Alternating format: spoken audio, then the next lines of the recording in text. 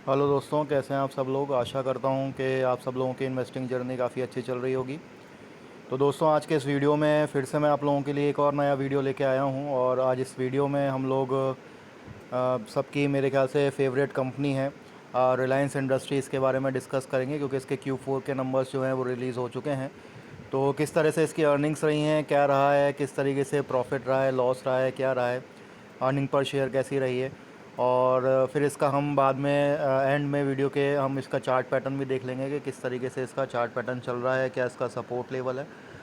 तो रिलायंस इंडस्ट्री आप सब लोग जानते हैं। तो चलिए हम लोग वीडियो को स्टार्ट करते हैं और अपने पैसे को काम पे लगाते हैं। रिलायंस इंडस्ट्री आप सब लोग जानते ही हैं, नाम ही काफ़ी है।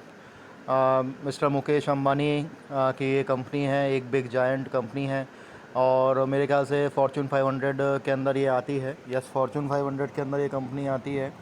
और आप इस कंपनी का अंदाज़ा इसके मार्केट कैप को ही देख के लगा सकते हैं। इसका जो मार्केट कैप है वो है, आप देख सकते हैं, 15 लाख 15 क्या 16 लाख करोड़ का इसका मार्केट कैप है। तो एक बहुत ही जायंट साइज़ कंपनी है, बहुत ही शानदार कंपनी है।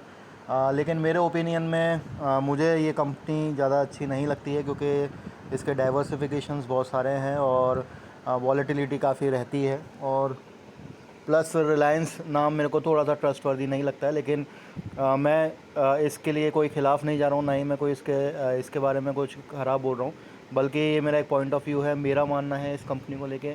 तो अगर आप लोगों को ये अच्छी लगती है कंपनी, वाकई में बहुत अच्छी कंपनी है, इसने बहुत अच्छे शानदार रिटर्न्स बना के दिए हैं, एक ब्लू चिप कंपनी है और निफ्टी 50 की सबसे बड़ी जो है ये शेयर होल्डर कंपनी है। तो मतलब सबसे ज़्यादा वेटेज जो है निफ्टी 50 में इसी कंपनी को है। तो बहुत ही ब्लू चिप कंपनी है। तो अगर आप लोग इसमें इन्वेस्ट करने की सोच रहे हैं और अपने पैसे को काम पे लगाने की सोच रहे हैं इस कंपनी के अंदर, तो आप अपनी खुद की रिसर्च करें। मेरा कोई फाइनेंशियल एडवाइस नहीं है और ना ही मैं इसके लिए कोई ख़राब बात बोल रहा हूँ। ये बहुत ही अच्छी कंपनी है, लेकिन मेरा पॉइंट ऑफ व्यू इसको लेके नहीं है, मैं इसमें इन्वेस्ट नहीं करता हूँ। मैं इस कंपनी से दूर ही रहता हूँ। तो चलिए इसके बारे में डिस्कस कर लेते हैं। तो आज का इसका करंट मार्केट प्राइस आप देख सकते हैं, 2349 रहा है, 2349। और इसका जो ऑल टाइम हाई है वो 2856 है और ऑल टाइम लो 2180 है। और जो इसका अभी प्राइस टू अर्निंग चल रहा है वो आप देख सकते हैं, काफ़ी अच्छा चल रहा है, प्रीमियम वैल्यूएशन पे चल रहा है, 25 का चल रहा है। और वहीं पे अगर हम इसके ROE ROCE की बात करें तो काफ़ी कम है। वो कम इसलिए है क्योंकि ये जो कंपनी है ये इसका बहुत डाइवर्सिफाइड है और जो इसका मेन बिज़नेस है वो रिफाइनरी का है, ऑयल का है। तो वैसे ये बहुत सारी डाइवर्सिफिकेशंस हैं, इसके बहुत सारे सेक्टर्स हैं रिलायंस इंडस्ट्री के। तो इस वजह से इसका जो ROE और ROCE है वो काफ़ी कम है। और आपने अभी सुना भी होगा कि कुछ दिन पहले मिस्टर मुकेश अंबानी ने अपनी जो कंपनी है उसको अपने बच्चों में डिवाइड भी कर दिया है। तो जो रिटेल जो स्टोर है वो अपनी डॉटर को दिया है उन्होंने, तो वो भी एक बहुत ही अच्छा मूव है। आप देख सकते हैं अभी भी इसका फेस वैल्यू जो है 10 का है। तो अभी कंपनी जो है कभी स्प्लिट और इसने बोनस स्प्लिट नहीं हुई है। और वहीं पे हम 5 साल का PE देखेंगे तो 26 का है, और 3 साल का देखेंगे तो 29 का है, और 1 ईयर का देखेंगे तो 26 का है। तो तीनों मीडियन PE के हिसाब से जो है ये अभी काफ़ी फेयर वैल्यूएशन पे है। और एक चीज़ मैं और आप लोगों को दिखाना चाहूँगा कि देखिए, आप जब इसमें मैक्सिमम PE होता है, मतलब जब ये 100 के अराउंड PE था इसका, तब आप देख सकते हैं कि इसकी जो अर्निंग पर शेयर थी, आप इसमें यहाँ पे गौर कीजिएगा कि यहाँ पे अर्निंग पर शेयर 61.39 है और PE इसका 37 है। तो मतलब सबसे ज़्यादा PE चल रहा है इसका। और वहीं पर जब हम इसका अभी नीचे का लो देखते हैं तो यहाँ पे आप देखेंगे कि बहुत ही इंटरेस्टिंग चीज़ आपको देखने को मिलेगी कि जो PE है वो हमारा 25 का रह गया, लेकिन अर्निंग पर शेयर जो है वो 94 की हो गई है। ठीक है। तो इसकी वजह से क्या होता है कि जो PE है और जो अर्निंग पर शेयर है वो बेसिकली जो होती है वो इन्वर्सली प्रोपोर्शनल होती है। और जब हाई वैल्यूएशन होता है तो कई बार क्या होता है कि जो रिटेल इन्वेस्टर्स होते हैं और वो जब उसको, क्योंकि जब हाई PE होता है तो बेसिकली क्या होता है, हाई PE के टाइम पर जब इसका प्राइस होता है वो बढ़ जाता है। तो उस समय इसका प्राइस आप देख सकते हैं, अगर हम इसका यहाँ पे प्राइस खोलें तो आप देख सकते हैं कि ये यहाँ पर इसने 2790 के करीब बनाया था। तो इस समय जो था इसका प्राइस भी ज़्यादा था, क्योंकि इसका जो पी था वो ज़्यादा था। लेकिन जैसे जैसे इसका अर्निंग पर शेयर बढ़ने लग जाता है तो इसका प्राइस टू अर्निंग कम हो जाता है। तो मेरा कहने का मतलब ये है कि जब आप इस लेवल पे आके इन्वेस्ट करते हैं, मतलब जो इन्वेस्टर्स, क्योंकि मैंने आप लोगों को बताया है कि जो इसमें हाई और लो होता है, तो जो इन्वेस्टर्स होते हैं वो इस वाली वैल्यू पे भी इन्वेस्ट करते हैं, और कोई ऐसे भी होंगे जिन्होंने एक साल में इस वैल्यू पे भी इन्वेस्ट किया होगा। तो जिसने 2856 पे किया है और वो ये सोचता है कि यार मेरा तो 2 दिन के अंदर पैसा डबल हो जाए, तो वो क्या है कि इसमें थोड़ा सा परेशान हो जाता है, क्योंकि अब क्या होता है कि प्राइसिंग धीरे धीरे नीचे जाने लग जाती है।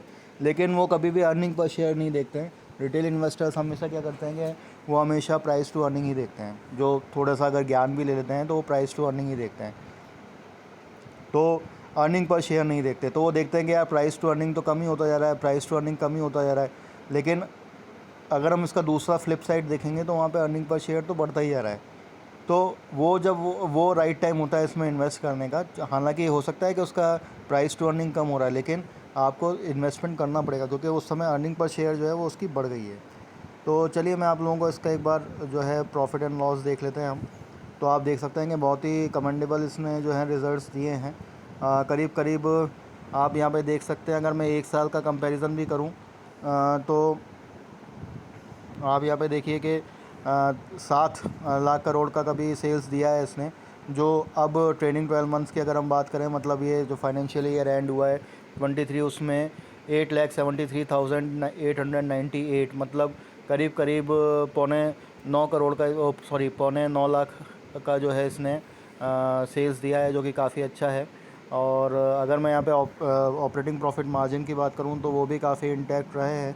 हालांकि पिछले अगर उससे और पिछले में हम देखेंगे मार्च 21 की बात करें, तो उसमें जो हमारा ऑपरेटिंग प्रॉफिट मार्जिन है वो 17 का रहा है, उससे पहले 15 का रहा है। तो सबसे ज़्यादा जो मार्जिन्स रहे हैं वो हमारे 17% में रहे हैं, ठीक है। लेकिन यहाँ पे आप देखिएगा कि जो प्रॉफिट है वो प्रॉफिट हमारा कंसिस्टेंटली इंक्रीज़ हो रहा है यहाँ पे। और अभी जो प्रॉफिट है वो 70,782 का है। और यहाँ पे जो लास्ट ईयर की बात करें तो 67,845 का है। और जो मेन चीज़ है जो हमें देखने वाली होती है वो ये होती है कि अर्निंग पर शेयर। तो आप अर्निंग पर शेयर भी देखिए कि कंसिस्टेंटली जो है पिछले 3 साल से वो बढ़ता जा रहा है। पहले 77 था, फिर 89 हुआ और अब 94 है। मतलब सीधे सीधे 5 रुपये का इसमें इंक्रीज़ है। और इसने जो एस्टिमेट थे बाज़ार के, जो मार्केट के सेंटिमेंट्स थे, उनको भी काफ़ी अच्छा बीट किया है और अचीव किया है। तो मेरे हिसाब से आज तो खैर लास्ट बिजनेस डे था। नेक्स्ट वीक मंडे से मेरे ख्याल से इसमें रैली देखने को मिल सकती है। तो आप लोग अगर इसमें इन्वेस्ट करने का सोच रहे हैं तो ये राइट टाइम है। लेकिन आप कभी भी ये मत देखिएगा कि पी देख के कभी भी इन्वेस्ट नहीं करना चाहिए। पी एक मैट्रिक्स है इन्वेस्टमेंट देखने की, लेकिन जो असली चीज़ होती है वो हमें सेल्स देखनी चाहिए, हमें प्रॉफिट देखना चाहिए कितना उसके ऊपर वो है, डेप कितना है, और उसकी अर्निंग पर शेयर किस तरीके से है। वो चीज़ें हमें ज़्यादा इंपॉर्टेंट होती है देखने के लिए। उसके बाद हम यहाँ पर रिज़र्व्स की बात करें तो रिज़र्व्स आप देख सकते हैं 7,83,000 के हैं। वहीं इसके पास बोरोइंग्स काफ़ी हैं। और अगर मैं यहाँ पे देखूँ कि लॉन्ग टर्म बोरोइंग इनके ऊपर काफ़ी है। ये देखिए आप 1,78,000 की लॉन्ग टर्म बोरोइंग है। शॉर्ट टर्म बोरोइंग तो ठीक है चल जाती है, लेकिन लॉन्ग टर्म बोरोइंग थोड़ी सी दिक्कत वाली बात होती है। लेकिन खैर रिलायंस कंपनी है तो उनको पता है किस तरीके से इससे ओवरकम करना होता है। और यहाँ पे अगर मैं शेयर होल्डिंग पैटर्न की बात करूँ तो आप देख सकते हैं कि शेयर होल्डिंग पैटर्न्स में प्रमोटर्स ने अपनी होल्डिंग्स थोड़ी सी घटाई है। वहीं एफआईआईज़ जो है वो उसमें बहुत ज़्यादा हैं। तो मुझे अडानी और अंबानी में सबसे ज़्यादा प्रॉब्लम यही होती है कि उसके अंदर एफआईआईज़ की बहुत ज़्यादा होल्डिंग्स होती हैं, और एफआईआईज़ का कोई भरोसा होता नहीं है दोस्तों, क्योंकि एफआईआईज़ किसी भी लेवल पे ख़रीदते हैं, किसी भी लेवल पे बेचते हैं। और वहीं पे आप डीआईएस देखेंगे तो डीआईएस में कम है, और पब्लिक की होल्डिंग भी ठीक ठाक है। और यहाँ पे अगर मैं डीआईएस की बात करूँ तो आप देख सकते हैं एलआईसी और एसबीआई म्यूचुअल फंड ने इसमें भर के पैसा लगाया हुआ है। तो दोस्तों ये है रिलायंस इंडस्ट्री की कहानी। तो अगर आप लोग इसमें इन्वेस्ट करने का सोच रहे हैं तो काफ़ी अच्छा टाइम है, आप अपने सरप्लस मनी को काम पे लगा सकते हैं। और इसी के साथ मैं वीडियो का अंत करता हूँ दोस्तों। अगर आप लोगों को ये पसंद आया हो तो प्लीज़ को लाइक करें, शेयर करें, सब्सक्राइब करें। और आने वाले टाइम में जितने भी कंपनीज़ के, अभी काफ़ी कंपनीज़ के जो है अर्निंग रिलीज़ होने वाले हैं, तो जैसे ही आएंगे मैं आप लोगों को अपडेट देता रहूँगा। So till then keep on investing. Thank you.